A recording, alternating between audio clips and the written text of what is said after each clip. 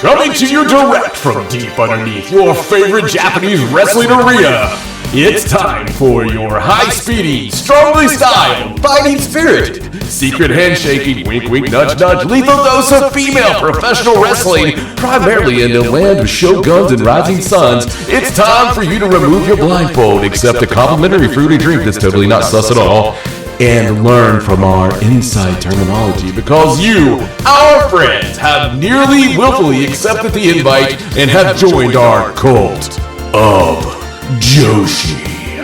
Now allow me to introduce you to your fighting spirited guides, Raja and John. Hello and welcome back to the Cult of Joshi. I'm your host Raja and I'm joined by my co-host John. I'm not okay. It's been a week. It's been a week. I'm not okay. I want my vacation back. Oh, no. It was fun. Hardcore country. No, not that part. Not that part. Just forget about that part. Okay, let's, you're right. Let's forget about that part. Let's go to,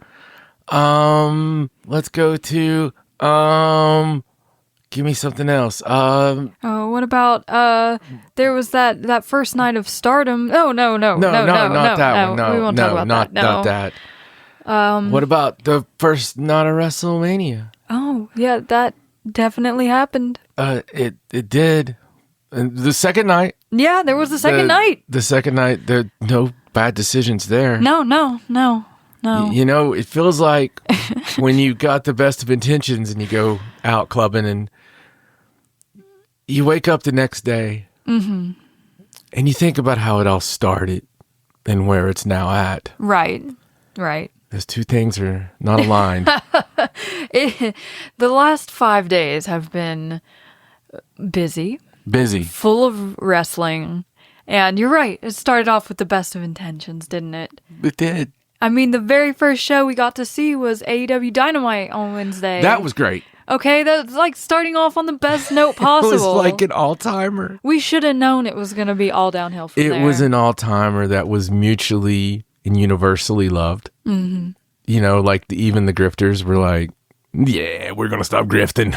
Well, it featured quite an amazing women's match between Athena and Mercedes Moné, so... Yeah, and it was great, and it's those top matches that are good but not fantastic that people see because they're geared to watch everything that week, and they're like, oh my god, this is great, best match I've ever seen. I'm like, that's not even the best match she's done this year. Right. She being either one. Yes. But it was not bad. I'm just saying these ladies are excellent. Yeah, they didn't pull out everything they have in the bag for this one. Yeah, no, and I think this is because they know there's another one coming. Yeah, this is part one. But going from that to something else that was fucking great. Look, I'm just gonna say it, and I'm gonna do that undercover cuss word and just say fucking great. Okay.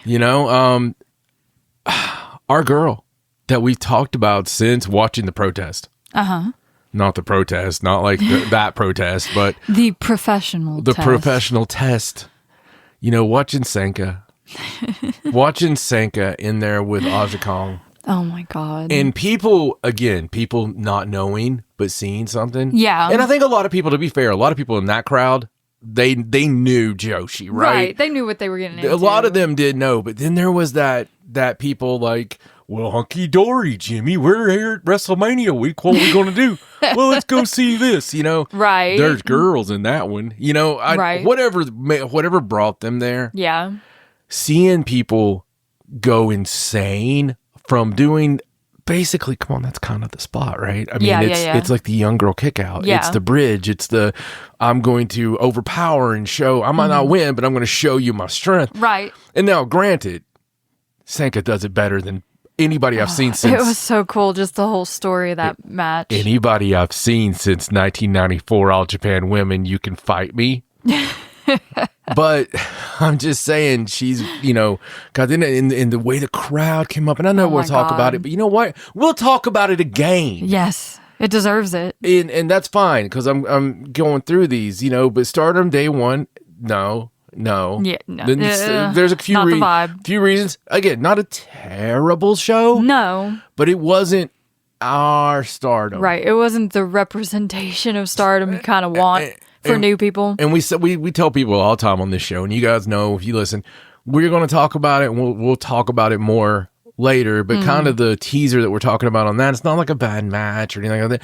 It's the vibe that you get when you bring the actual show on tour, right? So when the show goes on tour, I want to see the show. Right. That we see in Japan. That's the beauty of it. It's kind of like it's the cultural part. It's the just everything. Right. Don't do anything special for me. You want to see Stardom as you know it and love it. I want to see Stardom. I want to see Stardom girls against Stardom girls. I understand that we're giving people a shot, one or two, kind of like, Marvelous kind of did, the thing with mixing the girls in too, but it didn't seem as blatant. Yeah. I don't know why that was. Maybe because Marvelous has roots in America now. Like they're kind of used to having the American girls mixed in. They've really went on a run, haven't they? They have.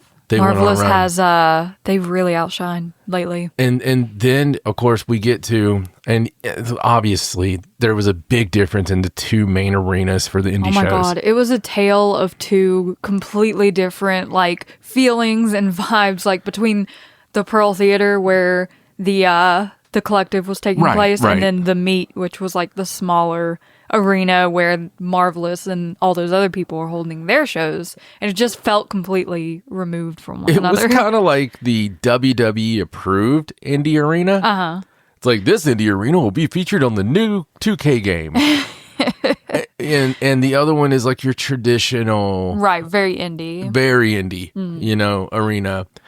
And then we had what we all came to see, right? We had WrestleMania night 1 and 2 with all the pageantry and the pomp and the circumstance, but leading up to the actual manias, boy howdy, did the shoe turn? I mean, it was it not crazy how the week? Why the fuck did I say shoe? I don't know. The worm. I meant to say worm. I don't know how I got shoe and worm mixed up. Who knows? But that should be a cause. Still works. That could be a cause for study in the future. Maybe. Just look for a worm in your shoe next time you put one on, okay? Okay. But somehow the worm has turned, and I love it because, listen, we play around down the middle in the show. Everybody knows that, right? Oh, yeah, of course. We're not gigantic AEW fans. No. And, really mad at the Fed most days. But we're not insane. So we're not the ones that go either way on Twitter for, we try to give people the benefit of the doubt. The benefit of the doubt.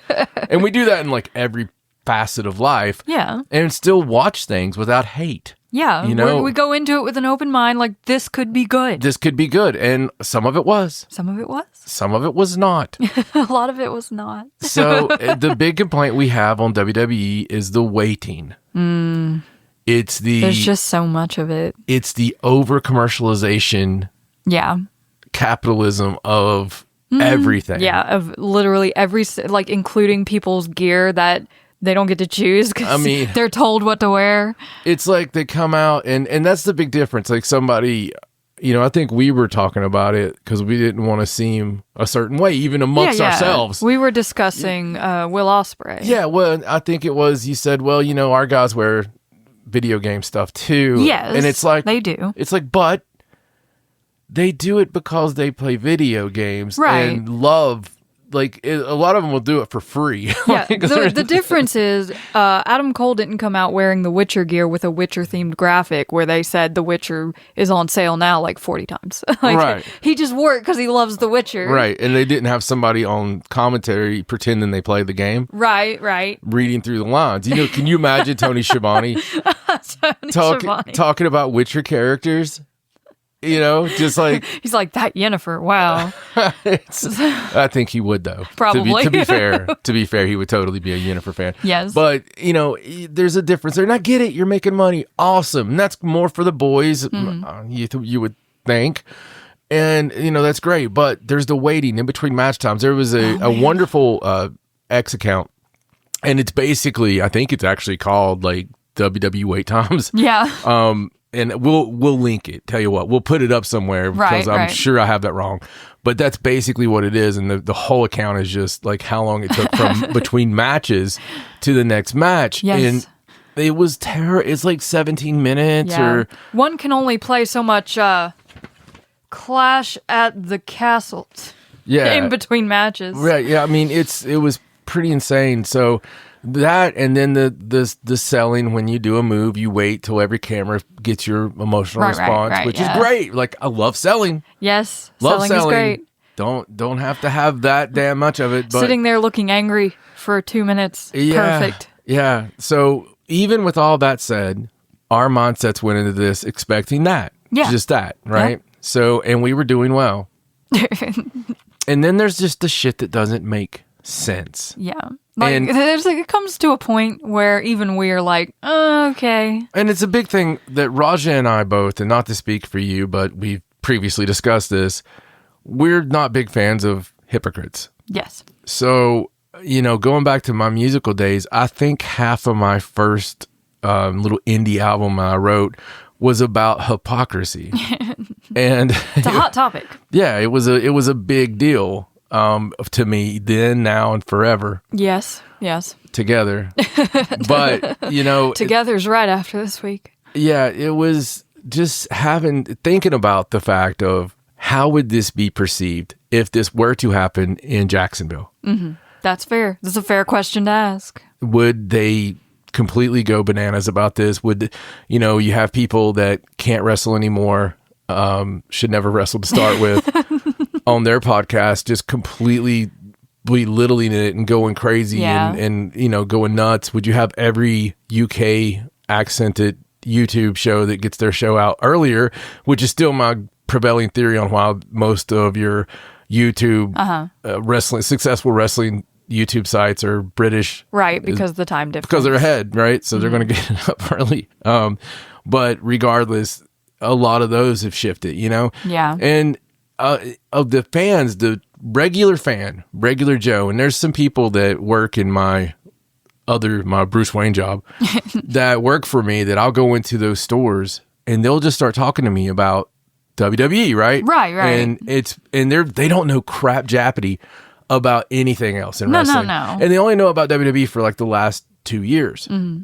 But they know it well. Right. And it's just like, and I'll mention something to them about any other wrestling. And they'll be like, huh? And they really have no clue. Well, it's its own little world. They have no idea. So I think about those people and I'm like, well, you know what? They're getting into wrestling, so cool. Yeah. And even those people today have reached out to me and have talked about watching Dynamite because they checked out one recently. Right. And these people don't know each other. So there's 3 people. It's not like there was a big subject here, like 40 people got a hold of me. 3 people, though.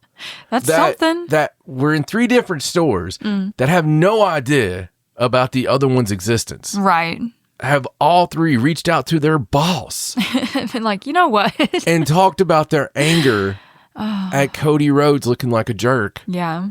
And that they want to watch, like they needed my permission. Like, is it okay if I check this out? Dude, yes. They were like, so Dynamite comes on, blah, blah, blah. And I'm like, yeah. And, it was all a big hoodoo. We don't gatekeep over here. About that. 2 of them was about AEW. The other one was about Japanese women's professional wrestling. Oh, yes. Joshi, a new Joshi fan. Yeah, it was a girl. Amazing. So I was really excited about that one. Love to see that. Yeah, I gave that one the most, suggestions. That's like the most rare. It's like, I think I'm going to start watching Joshi now. Well, okay. They know about us. Well, yeah. And they know about this, and, and some of them even listen. Hello, Quinn. Hi. But, so even though he doesn't like wrestling or anything, they listen to the show. So. Well, we're just good fun. There you go. All it is. So, and good fun is what I want it to have. Yeah.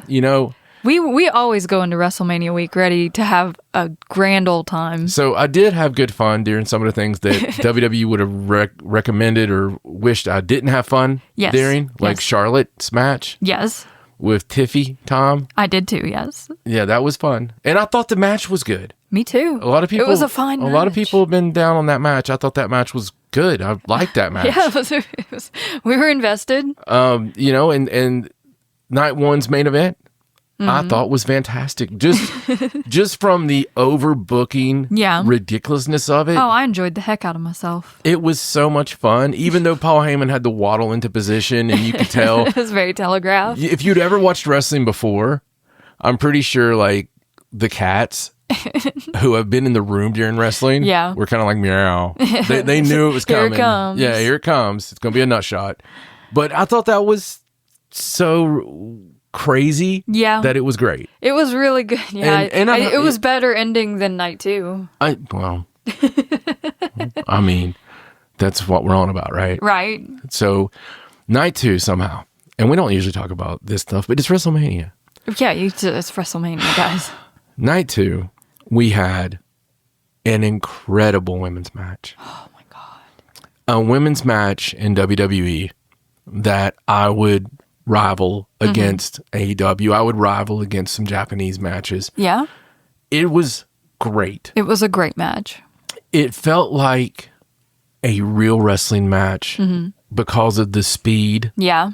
And the intensity and the level of difficulty of a lot of the things they were doing. Right. And the heat from the crowd was evident. They were like, what the hell is this? Yeah, it's like, wow, what is happening? This is amazing. And then the surprise of actually having Io Sky win. I don't think anyone expected that. In a match that also includes Rhea Ripley and Bianca Belair at WrestleMania, you're not expecting Io Sky to retain the championship. Yeah, I thought she won the belt just to have Rhea win it. Yeah. You know? Yeah. But to have that win on the grandest stage of them all, when you have most of your friends and sisters, you know, a lot of them were there. Yeah.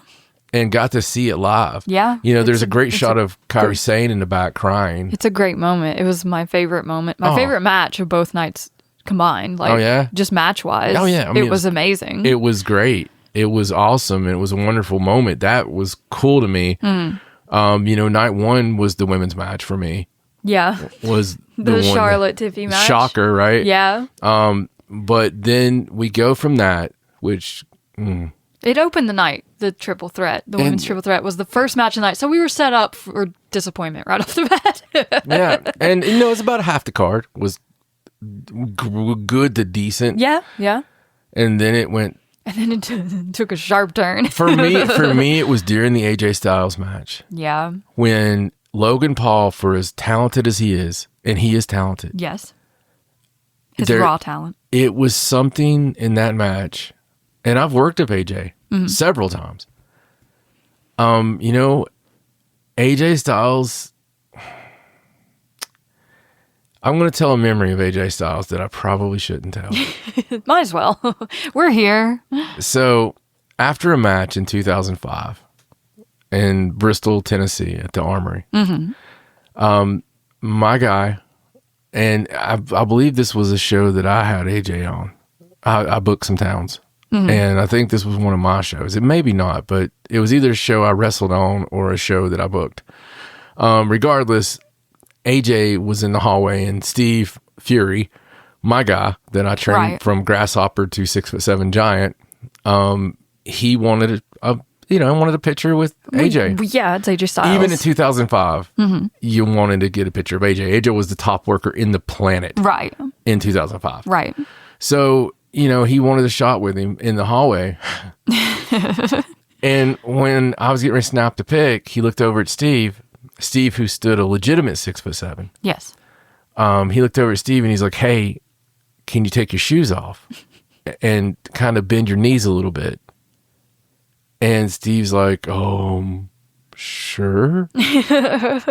And Steve's like one of the nicest guys ever, you know? And so he did, but the whole time it was, AJ's like, I can't look that short in a picture.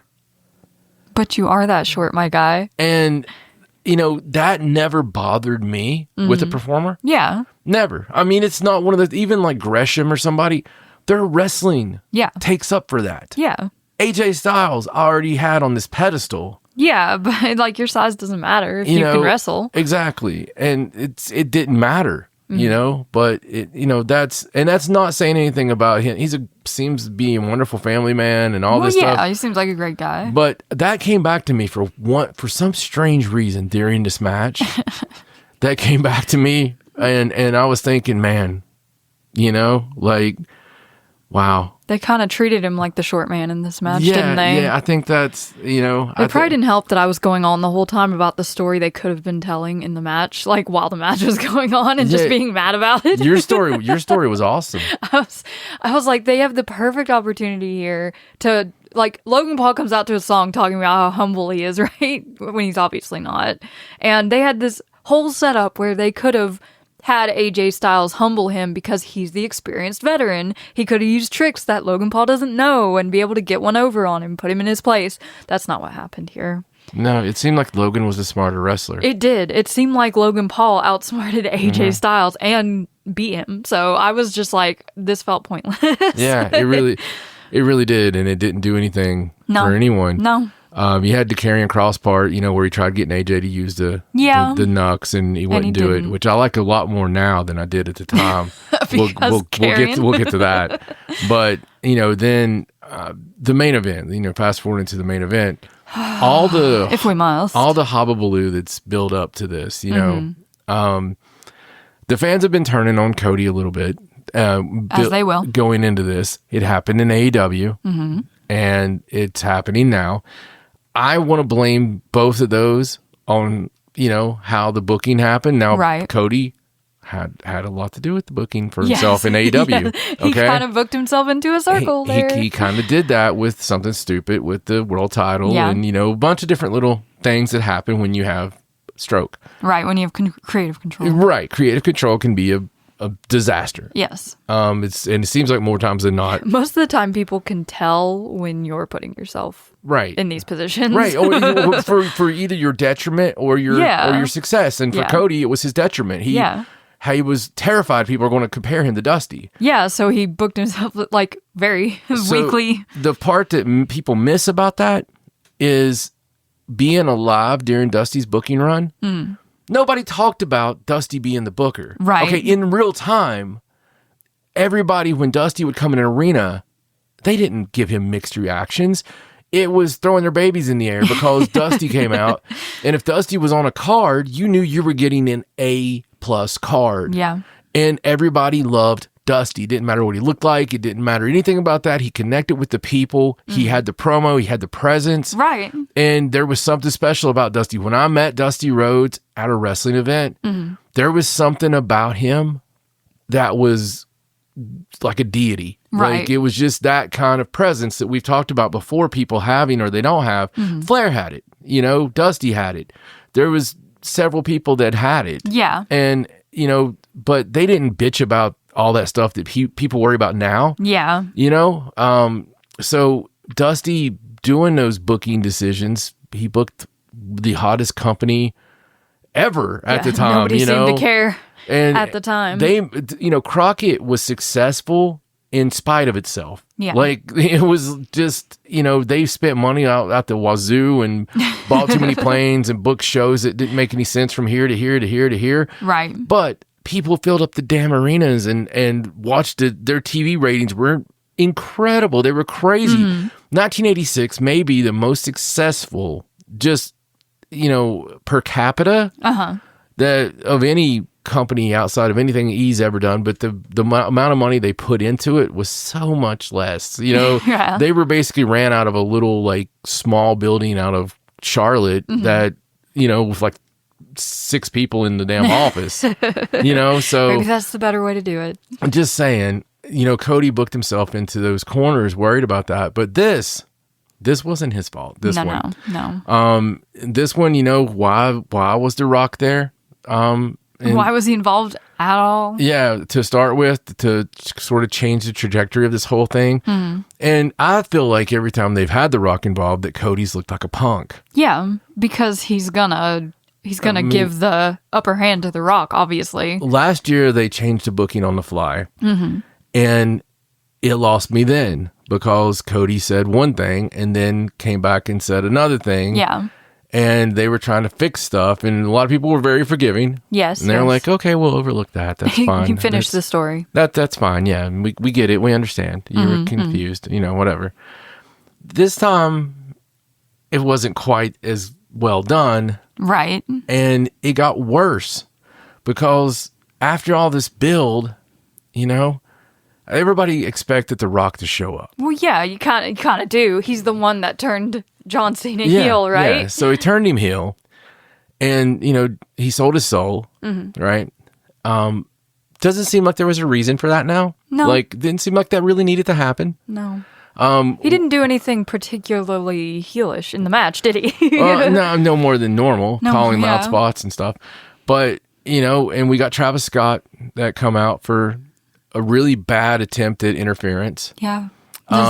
Cody didn't even get the pot shot back. No, he didn't even hit him. I was expecting it. I was really wanting a cheap shot. Yeah. Even a worked one. Yeah. Make me feel like there's some kind of man card in there. Right. That didn't really happen. Oh man. And then, Cody looks like the biggest idiot of all time because he hesitated on hitting this guy who was ruining wrestling and right. Talking all this smack about him and about his career and about his father and about it being a nepo and all this stuff. Yeah. You have the opportunity there, and he's already cheated on you. He's already done all this to you. Yeah. And you have that opportunity, but not only not hitting him with the belt, but looking away from him. And then you get hit in the ding-ding. Turning your back on the bad guy. You get hit in the ding-ding, and then you lose. And there's no Rock. There's no body at all. No. Nothing else happened after that. And just John Cena number 17. We're recording this just before Raw. Yeah. We're going to put ourselves through Raw. Well, you got to see the Raw after because Mania. We have to see what happens. I saw a tweet that said, "You've heard of the Raw after Mania. Can I interest you in the Raw during Mania?" A lot of people thought this just felt like a weekly episode of TV this year. Yeah, and most Raws are probably better than that's fair. Than this. I have a feeling because Triple H last week said during his horrible PR week when he was talking down to fans and talking down to their opinions, stupid fans and their stupid opinions. Yeah, their reactions. Who gives a shit? They don't know anything. Right, right. I can't stand that. But one of the famous things he said was, about not pivoting. Yeah. They don't pivot. No. Why would they? They famously pivot. It was kind of like Nick Khan last week saying they wouldn't just hire somebody so somebody else couldn't hire them. Right. You totally do that? Yeah. Then the big AAA thing that's obviously been in the works. Holy moly, Jesus so Christ. WWE purchases AAA. Okay?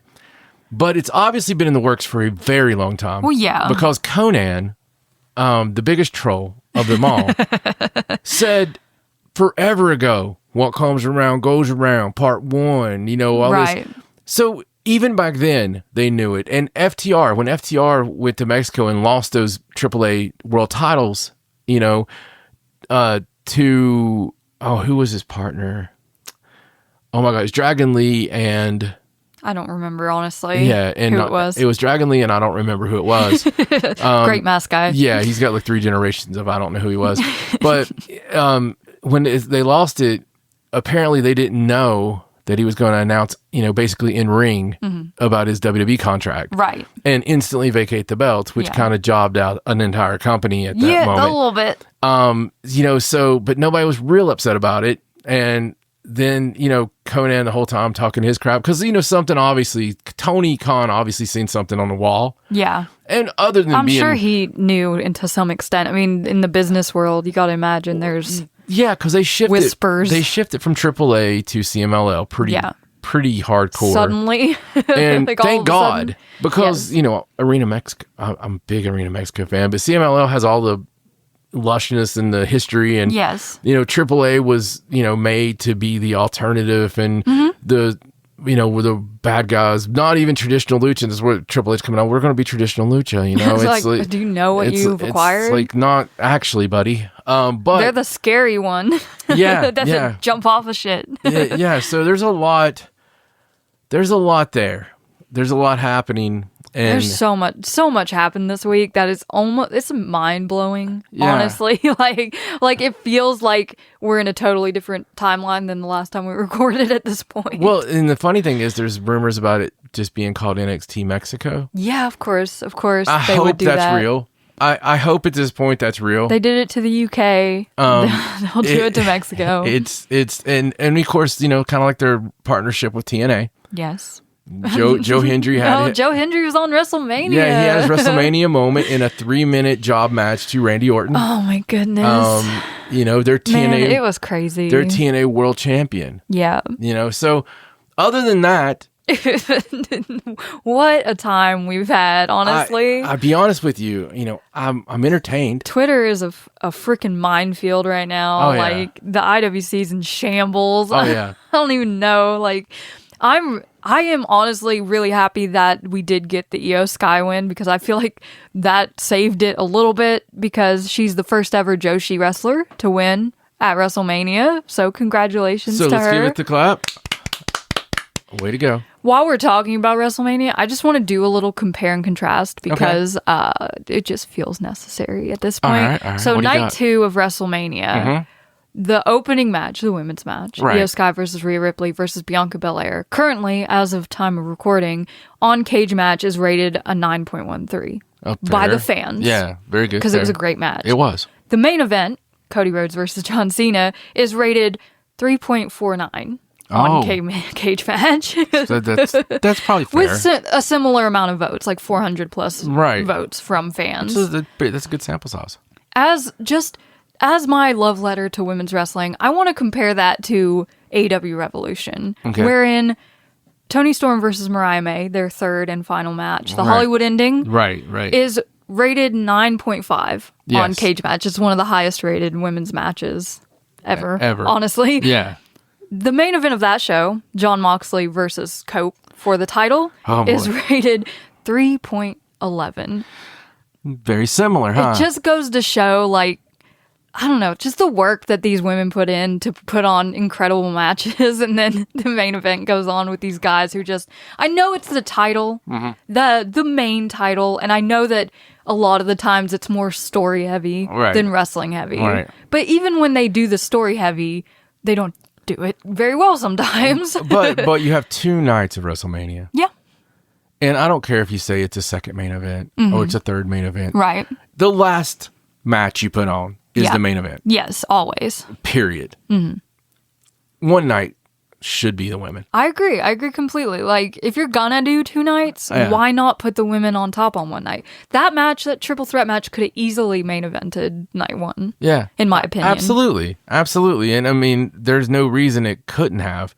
With the star power, if you truly believe in the words you say, then these are 3 women that absolutely should fill any arena in the world. Yeah, and I think that moment of Io Sky winning would have been a great way to go out on night 1. It would have been magnificent. Can you imagine letting, like, people come out that she knows? And just like I believe Tony and Mariah should have been the main event of Revolution. I will always believe that, because it was one of the greatest stories of all time in wrestling. It was. And it was a culmination of all the hard work, and it should have absolutely been the main event. Yeah. Which would have made that other match more forgiven, I believe. I think so. If they had put that match on in the middle of the show, or even opened the night with it or something, like, I feel like it would have made so much more sense. Yeah, it would have. Titles be titles, I guess. Very similar, though. It saddens me sometimes to watch women's matches be so good and then get forgotten, essentially, because the ending of the show was so bad. Well, and that's one thing about Japan is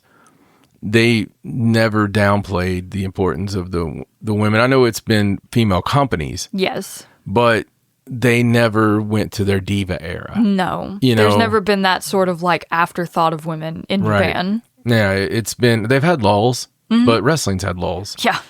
But since the women started in Japan, it's been an athletic contest. Yeah. That had stories in there, but, it was first and foremost violent and competition. Ever since the early 70s, late 60s, early 70s, they've been, Joshi has been primarily the same. Just a outright competition, hard hitting, just as respected, if not even more respected sometimes than the men's side of things. I believe there's an argument right now that could be made that this Stardom card coming up that we'll cover is by and far the best damn card, build wise and just talent wise of the entire year so far. Yeah, oh God, any company. My God, not even just that card, but the upcoming in a few days Quirk and Hall card. Just this week for Joshi Wrestling, this upcoming week is huge because there's not only Stardom stuff, there's Marigold stuff, there's freaking Mako Satomura's retiring in like 9 days, 8 days from now.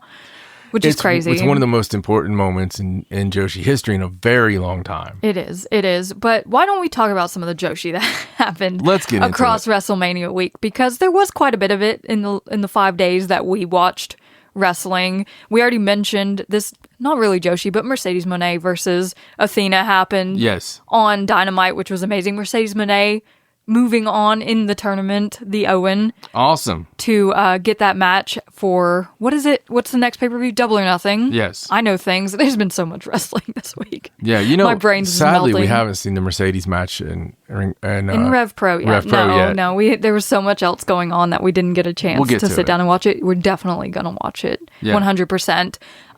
The first Stardom match we got to see was actually on Dragon Gate on Wednesday night. Starlight Kid and Azumi teaming up against Konami and Natsukatora, which was amazingly fun because it's these four. Oh, absolutely. And the Azumi Sushi was doing some work this week. It was. Azumi Sushi all over the place this week. A lot of Azumi Sushi. But we did get the first major Stardom show on Thursday, which was Stardom American Dream 2025 in Sin City. And this was the one that was kind of a struggle to get through, okay?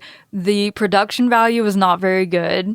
They weren't in the meat for this one because there was something else going on in the venue at the time. So they were kind of just in this little place of their own that we didn't see again for the rest of the week. The camera quality was not great. The commentary was extremely questionable. No shade to Dan Barry, but he clearly doesn't know Stardom, and neither did the other guy whose name I can't remember off the top of my head. Dan can sure as hell wrestle against the Invisible Man. Oh though. Man, he is great against the Invisible Man. Yeah, he really is. He should not commentate Stardom. No. The production value being less than of the par is one of the nicest things I've ever heard. It was a disaster from jump. They couldn't play theme songs. They couldn't get right on the theme songs, and there was long awkward delays. There was people coming out and saying let's do it again, and walking to the back and coming back out. It was sad to see because I mean this is our favorite company in the world, and we just want people to have a good first impression. So people tune in and they're like, oh hey, I've heard about Stardom a lot, I want to see what this is. And they tune in, and you know, one of my biggest pet peeves is when you have no audio other than the commentary, so you don't really hear the ring. You know, which is a big deal. It's a big deal. It's a lot bigger deal, and I think people realize it's kind of like the lighting, the ring, and you know, clarity. You know, it's just little simple things. Little things. But this card started off with Azumi and Ram Kai Chao defeating Starlight Kid and Maserati's, another Azumi Sushi instance. So Azumi got a win over Starlight Kid ahead of Grand Queendom. Yes. Suzu Suzuki and Jody Threat made a fun team. They defeated Unagi Sayaka and Erika Demia, who's a really fun wrestler, honestly. Yeah, absolutely. Hanan and Saida, Wingori, defeated Hazuki and Kelsey Heather. So there was more Hanan Hazuki things that happen in here in America, which was really fun.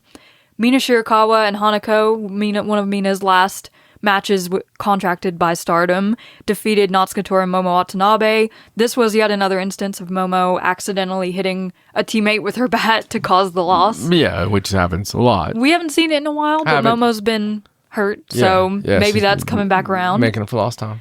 Shiri teamed with Viperous to defeat Konami and Kali and Tita, so this was like a tiny reprisal of Shiri versus Konami. Yeah. It's just a little hint of it. Right. And in the main event, Maika defeated Tekla with the Michinoku Driver 2, as she will. Wow. But as we saw on the next night, I don't think it deterred Tekla very much. Not much. Not from much. her goals. And, you know, the show could have been just honestly, the only thing on this one is the show could have been more just from production. Yeah, the production could have been better. Like, it didn't feel like a Stardom show. It felt like an indie American show with Stardom girls on it. It wasn't that grandiose or anything. I agree. But we still watched it. It was still good. Yes. They had little things here and there that were fun. And again, we just want it to be, we want people's first impression of Stardom to be a Stardom show. Yes, absolutely. And not at the same time, but at the same time later, 2 shows were happening, okay, that I need to mention. The first one I don't want to mention because it only had 1 women's match on it. Oh, wow. And it was terrible. And it was horrible, and I hate it. The Mark Hitchcock Memorial Super Show. Yes. Okay. We made the mistake of going to this show live last year instead of going to the DDT show. Yeah. That was our mistake because it never lives up to what you want it to be. No, and you see we left early last year. We did. We left the Mark Hitchcock early. Yeah. There were no straight up women's matches on it last year. No, the coolest thing for us last year was Megasis being in the crowd with us. Yeah, just in front row after the Stardom show.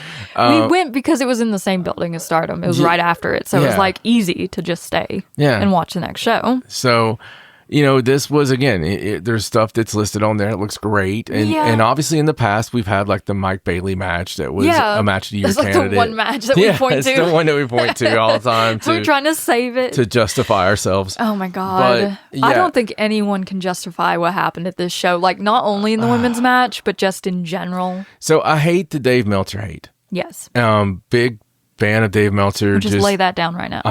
I've read The Observer since the 90s. Mm-hmm. And, Dave is Dave, man. Dave is the scribe of wrestling. And, everybody who does a podcast that does anything with history, guess where they pull it from?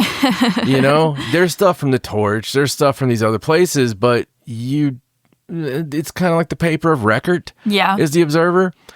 And unless you want the slant from, if you get wrestling magazines, they were all just written fake by Apter, or whoever, just like, we're just going to come up with these stories. Just making things up. And if you get something from, Jesus Christ, if you go by like WWE documentaries, it's whatever the hell makes them sound the best. Yeah. So this is really about the only thing you're going to get other than people that live through it. But, you got times and you've got dates and you've got all this incredible history week by week by week. Yeah, you don't even have to look at the star ratings. Like, just ignore that part if it makes you mad. And it gets me mad when he's got stuff wrong, right? Because people are like, oh, you got it wrong. No, somebody told him information. Yeah. And probably told him something wrong on purpose to make him look bad. Yes. Because it's not like he makes the shit up. Yeah. He gets it from sources. And, and those sources can sometimes, tell you something that lie. that they've heard or whatever. Right. So it's very much when he's telling stuff like that, like this, for instance, he said The Rock wasn't going to be on WrestleMania. Right. And everyone was like, everybody attacked him. What? Everybody freaking just slayed him on this. Right. And guess who won the pony, as Jim Cornette would say. I will never be a fan of downright putting someone else down to get yourself over, especially in this way. It just felt bad. It feels and dirty. Gross. And the reason we're saying that is at the first of this match, Mickie James comes out and she's like, starts cutting a promo. It's like they were going to wrestle. They started wrestling like a few moves. She stops. She's like, you know what? She's like, I don't do the accent well. She's like, you know what? Meltzer never going to give me a 5-star classic. And everybody just starts, fuck Dave Meltzer. Yeah. Which is just shitty. It's just unnecessary. It's just stupid. And it only comes, again, because of common fans, listening to people like Eric Bischoff or Bruce Pritchard that just spend their time going against stuff that, because if Conrad brings up, well, Dave Meltzer said this, they're like, oh no, it didn't happen like that. I'm sure it happened somewhat like that. You know what I mean? And it's not like that's two saints of telling the truth. Right, yeah. I mean, you're a wrestler. Yeah. You're working, okay? You're working, 85% of the time, if not higher. So anyway, that was something. But then Mickie decides they're going to have a sing-off. In my eyes, it looked like Maki was generally confused. Like, genuinely did not know what was happening. I think she knew what was happening, but I think she's genuinely confused. But, Maki does her song, and it's actually kind of pretty. Yeah. It's in its own way. Cute little Japanese It's song. hard to do a cappella on a cheap mic. Yeah. But then Mickey did hers and forgot the rhyme that she came up with to put Maki down. Oh, it was so cringy and awkward and not at all what we expected or wanted to see out of this match. What I wanted to see was Maki come out wearing a thong. Not because I want to see Maki in a thong, people, but because of Mickey James' comments about, showing your ass. All I can see is ass. Yeah. During that WWE show. I thought it would be funny and topical. It would be. If she came out and she was wearing, something. Because I figured Mickey James being long boys because of her comments. But right. She was not. No. She was in jean shorts, cut off. Yes. Very cheeky. It is what it is, right? She did win this match, Mickey James, and it wasn't much of a match. We actually ended up turning to this show from the other show that I mentioned going on at the same time, and then we turned back to the other show like halfway through this debacle, and then went back and looked at it later because it was so embarrassing. Yeah, we just could not watch it live. We both have problems with secondhand embarrassment. So the other show that was on at this time was the West Coast Pro Vegas Vacation show on High Spots. And man, was that a banger of a show. It was incredible. Holy crap. Not only the championship match between Johnny Robbie and Great Sakuya, which was amazing. Yes. But the scramble, and the scramble in particular was so good. But West Coast Pro, they just have all these great indie guys that just come out there and put their soul in the ring. Yeah. It was so much fun. West Coast Pro is honestly amazing. And they gave a hell of a show. They did. Like, if you missed it, it's totally worth going back and watching. And Great Sakuya is just wonderful. Yes. And she's obviously the daughter of Great Muta. Right. And she came out with her little doll, and she was facing Johnny Robbie, who is a great talent. I would love to see her get some reps in Japan. And obviously she's the kayfabe daughter of Great Muta, but Well, you just got to get into the story. There's more than one out there. Yes, but it was a really fun match. Johnny Robbie did retain, but it was really cool to see Great Sakuya. And West Coast Pro is just, they have a long-standing partnership with Marvelous, so you get to see a lot of those wrestlers on West Coast Pro shows a lot of the time, and they're also the home of the Crush Boys. Yes. So it's really fun wrestling. It is. If you're just looking for a fun indie to watch, West Coast Pro is a great place. It is. And another great place is your little Spark Joshi. They always put on fun shows. Spark Joshi! And, we got to go to the one last year in person. In the non-air-conditioned Monster Factory. Yes. In New Jersey. This year, you had to buy it separately, but it's worth getting. It's a fun show. Yeah, the 3 championship matches. Right. And out of this one, Hazuki taking her same path as Starlight to the white belt. She think that's what's happening? She did win the Spark Joshi World Championship, just like Starlight did last year. Hopefully Hazuki defends it a little more than Starlight got the chance to. I think Starlight defended it maybe once.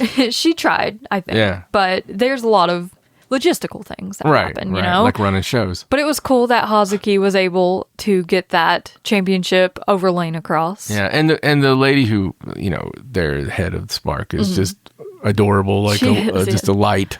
She puts together some great matches. Yeah, she does. And Aja Kong and Kyoko being there is never a bad thing. You should support Spark because it's it's ran by good people. Yeah, it is. It's true Joshi fans running Spark Joshi. Absolutely. So it's always, and Saki's there helping out. Sumi Sakai makes appearances, They're all in there helping out. Yeah, it's good stuff. But also on Thursday night, we had a special airing of Collision, because Collision was on Thursday this past week, and we had the wonderful joy of seeing Chris Statlander and Julia Hart versus Mercedes Moné and Harley Cameron, or the Money Wrath Train. Yes. And had Toni Storm on commentary. She gave Tony Schiavone a kiss as she came out to commentary that I thought he was just going to die the spot. Me too. This match was so much fun. It was such a good match. And speaking of shout outs, man, Wednesday and Thursday, the Dynamite Collision back to back. Holy crap. At that Fenway Park Arena. Those Boston fans. Oh my God. Good Lord.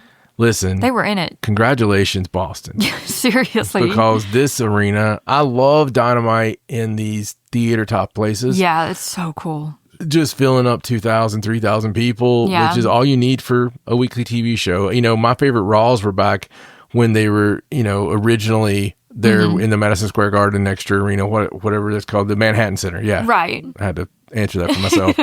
But you had to work around. The Manhattan Center shows are my favorites, and ECW, I used to love when they were in the Hammerstein. It's just, there's just a vibe. There is. This is one of my favorite venues that they've ever run. Yeah, it's on Hammerstein level. Dude, the people were just cool. The people were just so cool. They were so into everything. Yeah. I loved it so much. It made me miss living in the Northeast even more. Yeah, but this match, Chris Statlander leading into on Dynamite, she'll be facing Jamie Hayter to see which of them will face Mercedes in the finals of the Owen. So and it should be a banger. Crazy stuff. Bloodsport 13 had a few Joshi. Unfortunately, not all of them were victorious in their matches, Micah being the only one who won her Bloodsport match. The others, Natty Neidhart took down Miyu Yamashita, Shayna Baszler took down Konami, and then there was Layla Hirsch winning over Jordan Blade in the opener. But it was still cool to see the Joshi girls getting in there. Bloodsport was a lot of fun. Bloodsport was one of my favorite shows the entire week. It was just good. It was. And,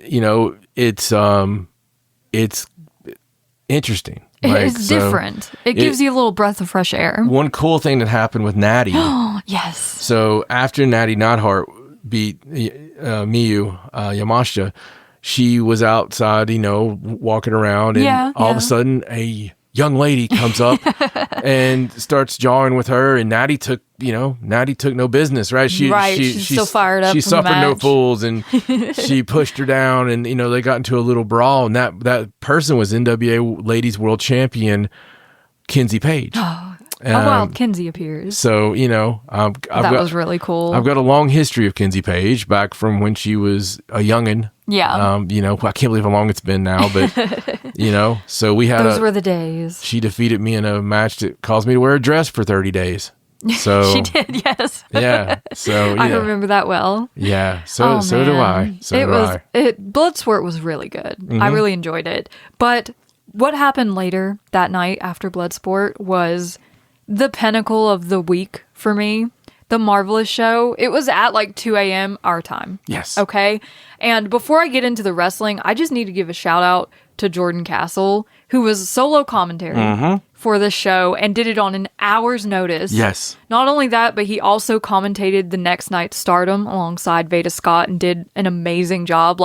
Get Jordan Castle more Joshi work, please. And Jordan Castle, West Coast Pro. Yes, West Coast Pro. There you go. It's all come together. Yeah. This Marvelous show it just went to show the amazing things that you can get out of Joshi wrestling, even in America, if you put the right people together, we started off with a quick scramble where Mira got the victory, which was really fun. It's like a pre-show match. Rina Yamashita defeated Maya World in a kind of funny match where Rina bribed the ref to look the other way, which was really funny. Masha Slamovich defeated Ai Hozan in a really fun match.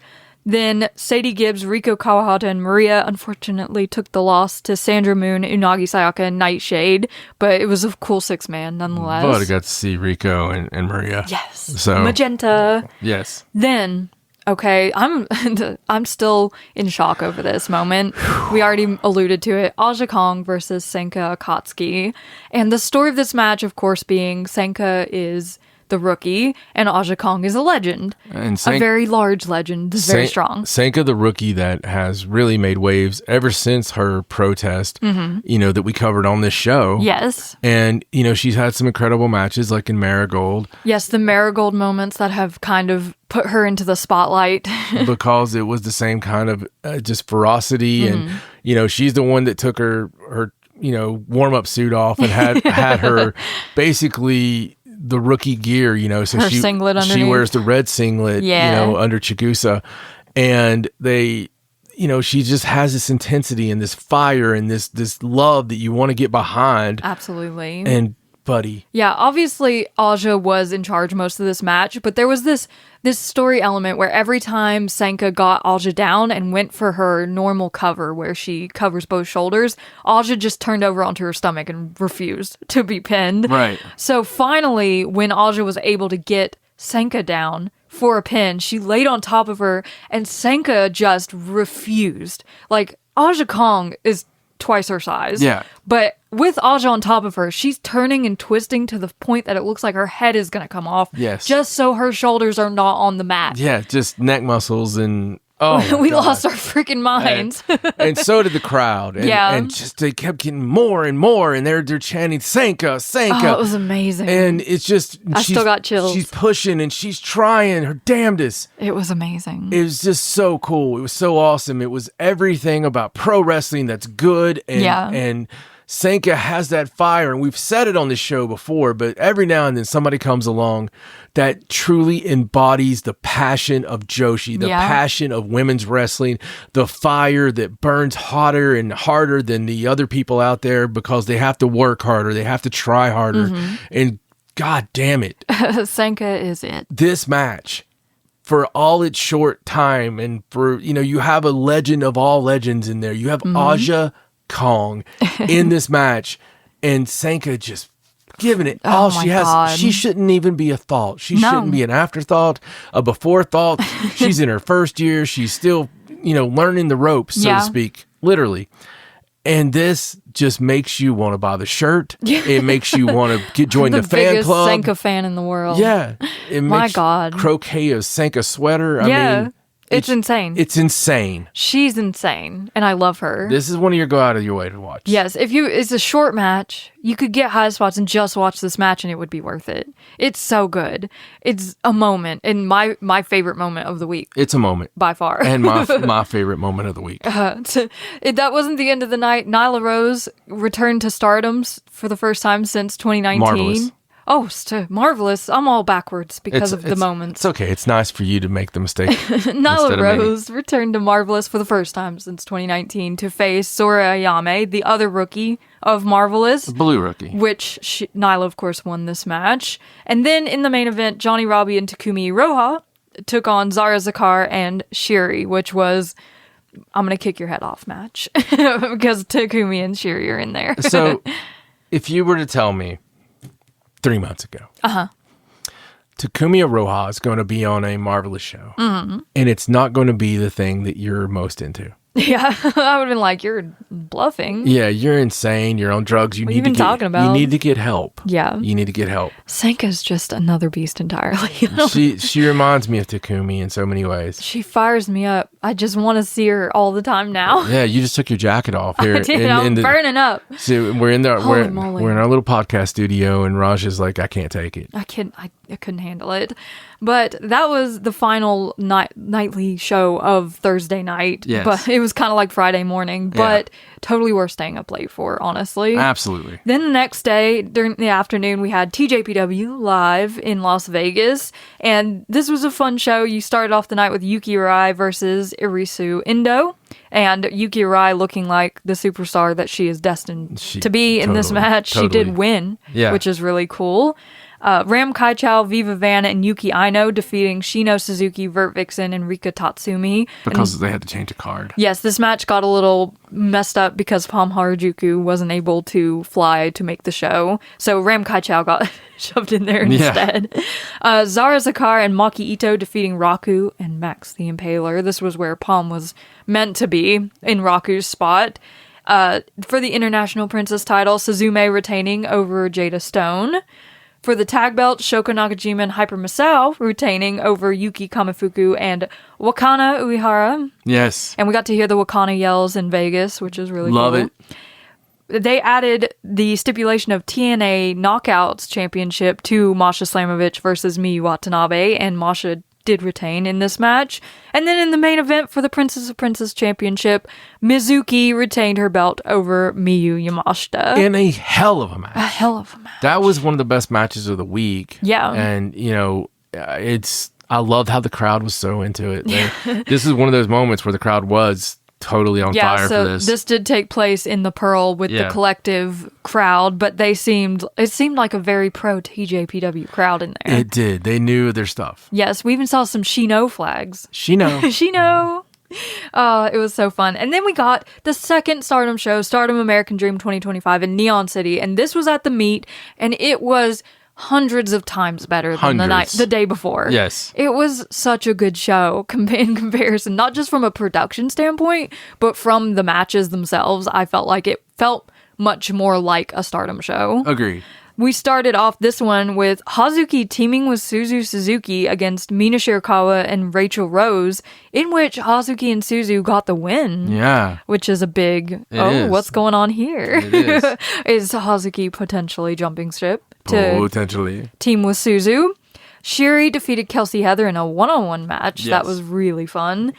Natsuko Tora, Tekla, and Clark Connors defeated Hanan, Saida, and the DKC in a mixed tag match. And this was much more fun than it should even be. It was, and this is where we saw Tekla's continued animosity at Taro Okada come into play, because she did attack him after the match for refusing to wrestle her, and instead allowed Clark Connors to spear the life out of him. Right. In the corner of the ring. There will be repercussions on this. You gotta imagine. Yeah. I don't know if Clark Connors will ever be welcome back to a Stardom show after this. Yeah. After that, we saw Azumi and Johnny Robbie get a win over Starlight Kid and Maya World. This one had a very strange ending because it seemed like Johnny Robbie knocked out Maya World. Yeah, it was a little weird. And I thought it was weird that Azumi won this one as well. Right, like 2 nights, 2 Azumi versus Starlight Kid matches, tag matches, but still matches, and Azumi gets the win in both. It just seems a little it might sus. be what the plan was all along, but it would have seemed like this would have been a great time for 50-50 booking. It would have been. Yeah. It would have been, but Azumi did get another win. It was pretty crazy. Yeah. Starlight didn't seem to know how to take it either. Yeah. And in the main event, Megan Bain returned to team with Maika and Hanako to take on Momo Watanabe, Konami, and Callie and Tita. And we had Maika and Megan and Hanako with the win here, it was really nice to have them all together. And Maika seemed really happy to have Megan back in her corner, even just for one night. Yes, and the beers. And the beers. So many beers. After that, we had a couple of fun women's matches on Joey Janela's Spring Break, which was just a spectacle of a show, as it always is. Yes, it was interesting. But the Megan Bain Bozilla match was really, really good. It was. They both showed up, and Bozilla's actually slightly taller than Megan Bain, which I wasn't really expecting. Yeah, probably 2 inches. And it was one of those situations where Megan was like, I kind of met my match, sort of deal. So she was having trouble keeping Bozilla down. Dude, in this she match. sold like crazy, and she took some shit in this that no one can give Megan. Yeah, like who's gonna fall away slam Megan Bain? Bozilla. Megan did end up getting the win, but I thought it was a really great showing for Bozilla, and like the crowd halfway through, even if they didn't know who she was before, kind of turned into a semi Bozilla crowd. I love the fact that Bozilla was giving and not taking anything over the past year to heart, where it happens in wrestling, and this one seemed very good. They worked great together. They gave. It was really good. Cool. And I'm excited to see what Bozilla does next. She's done with Marigold for now. Yeah, she's going back home for a while, I think. So it was really cool to see her and Megan here. I thought it was a great match they put together. Yes. And then for the JCW World Championship, Masha Slamovich versus Suzu Suzuki in just a straight up brawl, as one would expect between the two. But Masha Slamovich did come out still the Jersey Championship Wrestling Champion. Yes. So Suzu did her best. She did.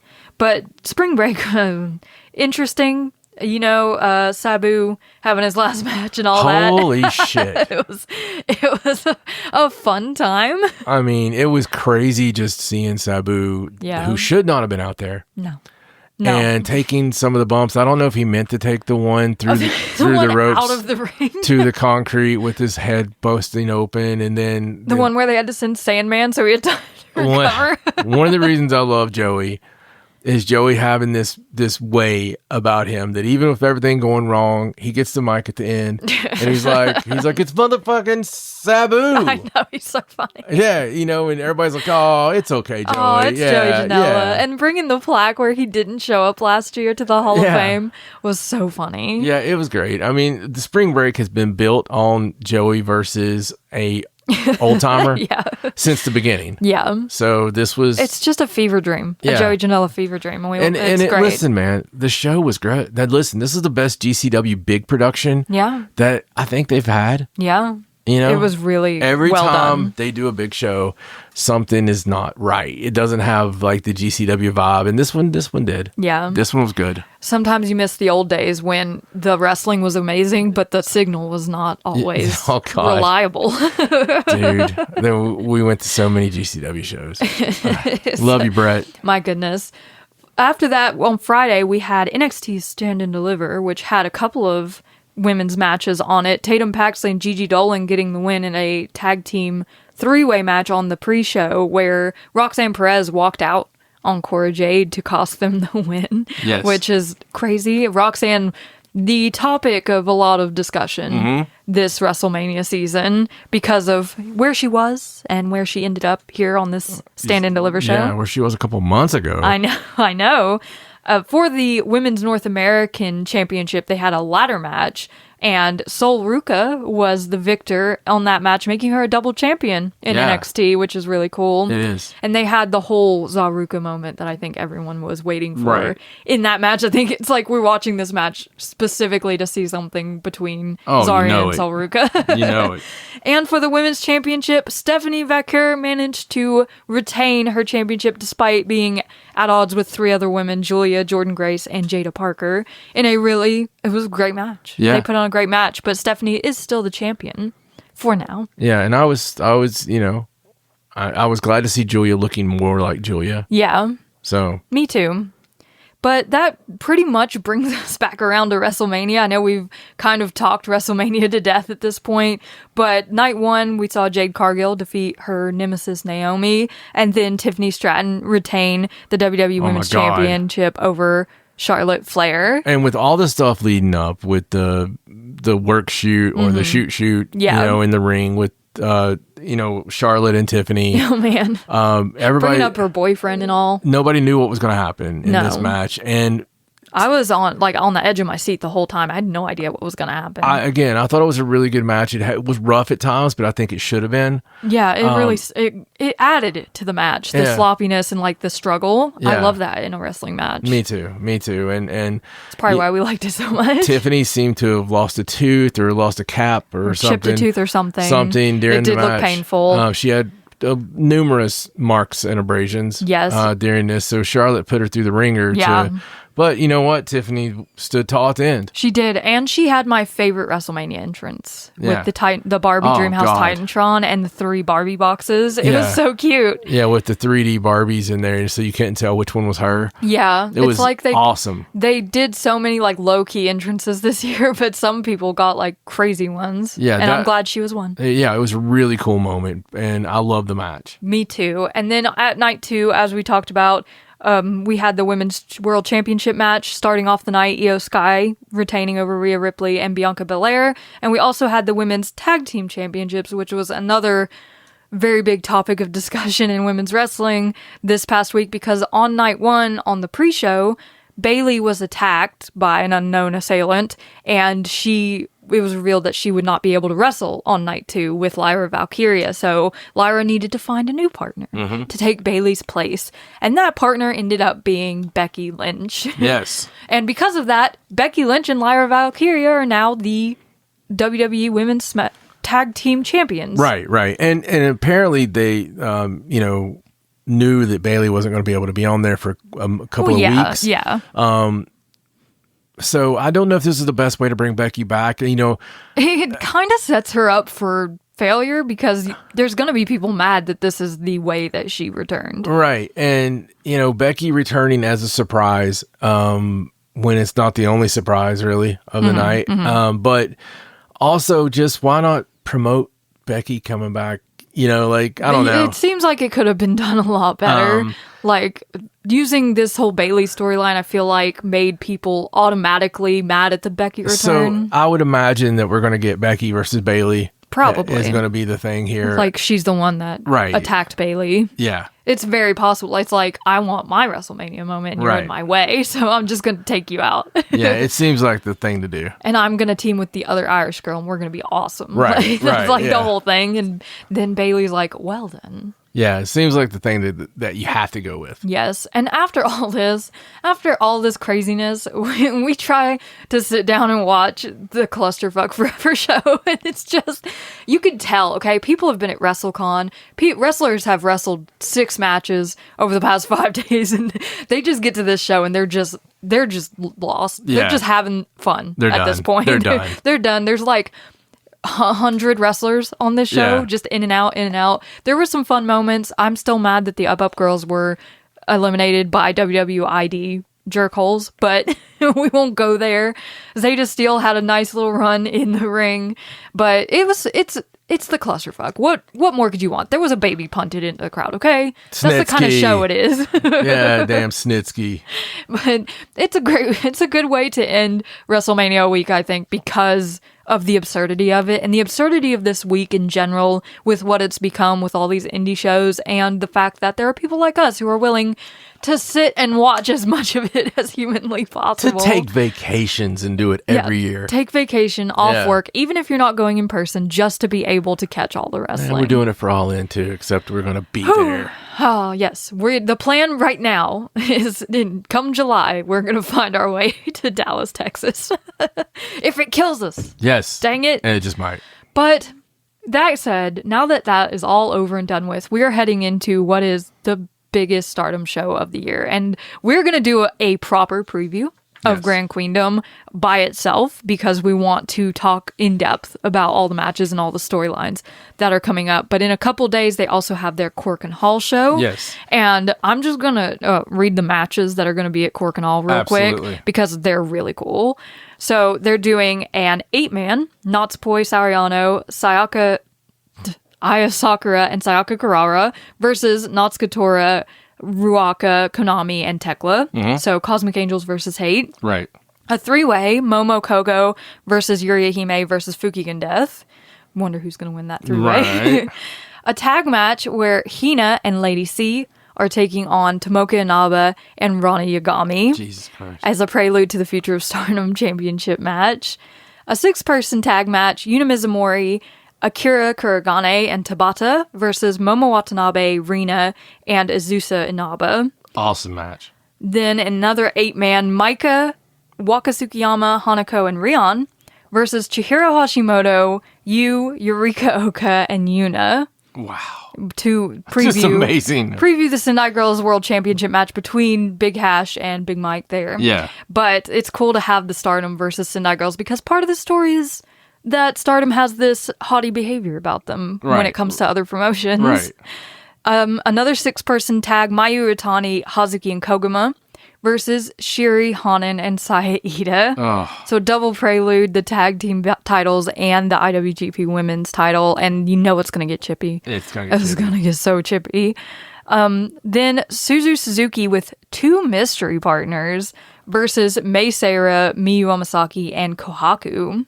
Crazy. So we're going to see some new faction members for Suzu. Just such a good match. It is. And that's, of course, previewing Suzu versus May in a one-on-one at Grand Queendom. You go see Senka as a... It would. Yeah, just bring Senka. And then in the main event, Tam and Starlight Kid are teaming up against Azumi and Saya Kamitani to preview the 2 big championship matches at Grand Queendom. So it's one of the best Cork and Hall shows ever. Cork and Halls can't miss. It always is, because crazy things always happen at Cork and Hall in Stardom. It's always your go home for the pay-per-view. If you are not tired of wrestling, even if you are, you need to watch some Stardom because it'll refresh your love of wrestling. It's a good reset.